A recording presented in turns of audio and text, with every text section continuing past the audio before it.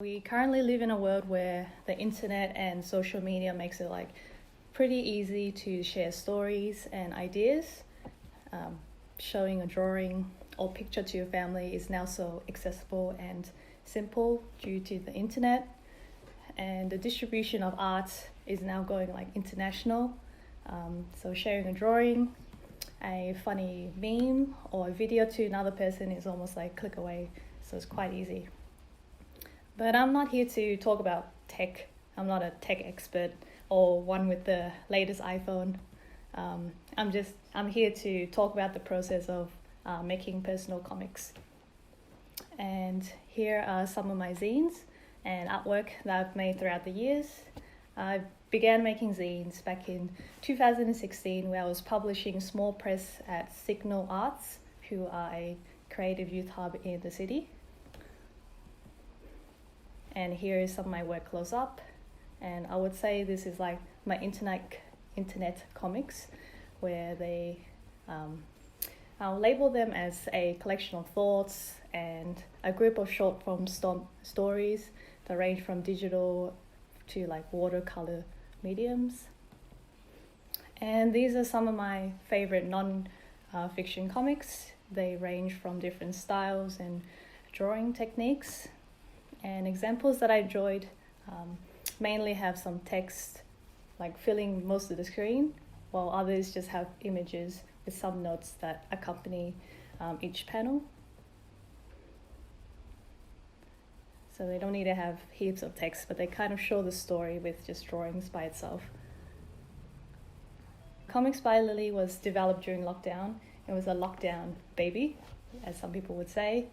And I was inspired by a few of my local comic artists, where I would say Emmytown.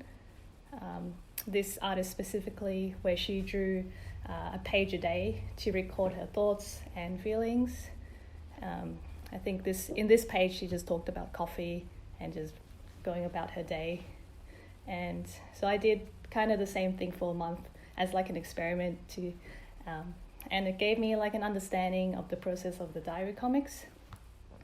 And it kind of kept me busy during a time where all we could do was sit home and wait. Yeah. And so I wrote about going to shops with my partner, things that kind of bummed me out, or movies that made an impact, such as Tiger King and The Last Dance on Netflix, which are pretty long series, but they were pretty good. And I find it's pretty important to take notes of these small events that occur in your daily life as little memories. And it's important to write it down to unpack why you thought it was significant.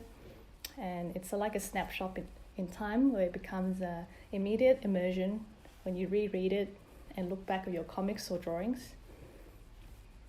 And it's somewhat similar to journaling, you're writing down ideas and trying to deal with whatever's going in your head. So I suggest jotting down notes in the notepad, or writing down ideas in dot point format in your phone, or even taking photos where you can make references about what happened, or for future stories as well. And these kind of events, you can reflect and think about specific interactions you have with people. And if you jot down ideas that made your day, then write it down. Anything could be important.